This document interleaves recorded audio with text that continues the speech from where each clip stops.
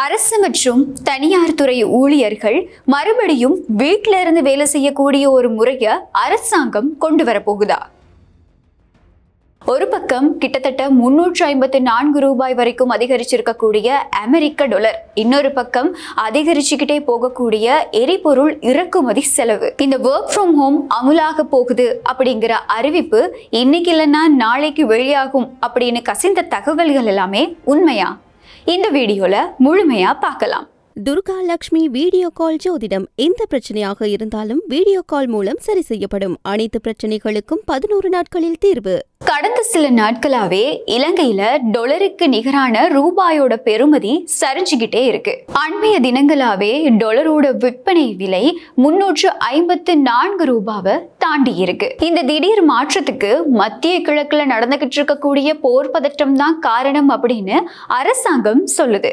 எது எப்படி இருந்தாலும் இதோட நேரடி பாதிப்பு எங்க நடக்குது அப்படின்னா எங்களுடைய நாட்டுல எரிபொருள் விலைகள்ல.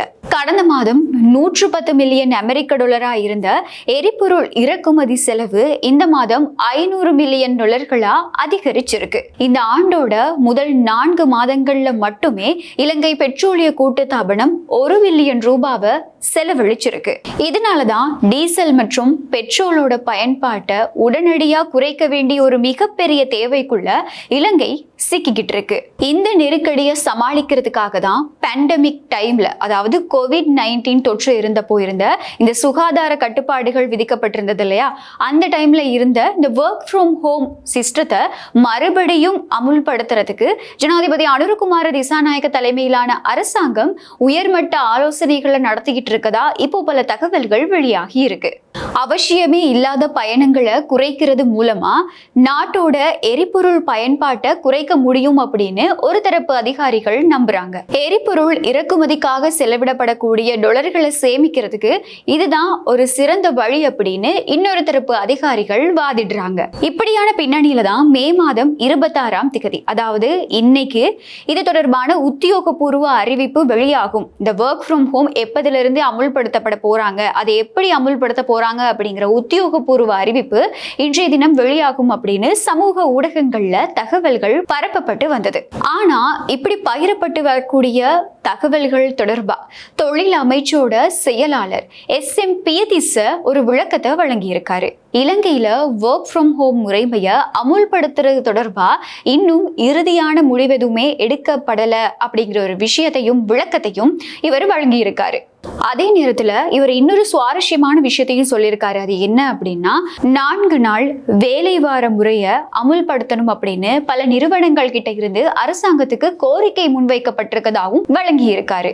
இது தொடர்பா இப்போ தேசிய தொழில் அமைச்சு ஆலோசனைகளை நடத்திக்கிட்டு இருக்கதாகவும், அது மட்டும் இல்லாம நிறுவனங்களோட தன்மைக்கு ஏற்ற மாதிரி இது தொடர்பா அடுத்த கட்ட நடவடிக்கைகள் எடுக்கப்படும் அப்படின்னும் அவர் சொல்லியிருக்காரு.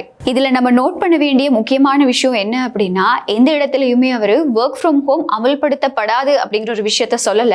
இது தொடர்பான ஆலோசனைகள் நடந்துகிட்டு இருக்கு, அரசாங்கத்துக்கிட்ட பல நிறுவனங்கள் கோரிக்கை முன் வச்சிருக்காங்க அப்படிங்கிற ஒரு தகவலை தான் வெளியிட்டு இருக்காரு. அப்போ அரசாங்கத்துல இது தொடர்பா நடந்துகிட்டு இருக்கக்கூடிய உயர்மட்ட ஆலோசனைகள் ஒரு சில சந்தர்ப்பங்கள்ல உண்மையாகவும் இருக்கலாம் அப்படிங்கிற தகவல் தான் இப்போ வெளியிடப்பட்டு வருது.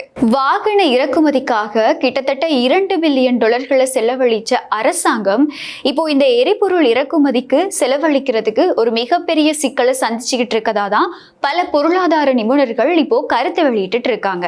நாட்டுல எண்ணெய் விநியோகம் சீராக இருந்தாலுமே கூட உலக சந்தையில எரிபொருள் விலைகளோட ஏற்ற இறக்கம் அப்படிங்கிறது தான் அரசாங்கத்துக்கு ஒரு மிகப்பெரிய தலைவலியா மாறி இருக்கதாகவும் பெட்ரோலிய கூட்டுத்தாபனத்தோட தலைவர் ஒரு கருத்தை வெளியிட்டிருக்காரு. ஒருவேளை இந்த மாதிரி ஒர்க் ஃப்ரம் ஹோம் சிஸ்டம் மறுபடியும் அமுலுக்கு வருமா இருந்தா இலங்கையோட பொருளாதாரத்துக்கு அது எந்த விதத்துல பாதிப்பை ஏற்படுத்த போகுது? இது அரசு ஊழியர்களுக்கு மட்டும்தானா, அப்படி இல்லைன்னா தனியார் துறைகளுக்கும் அமுல்படுத்தப்படுமா?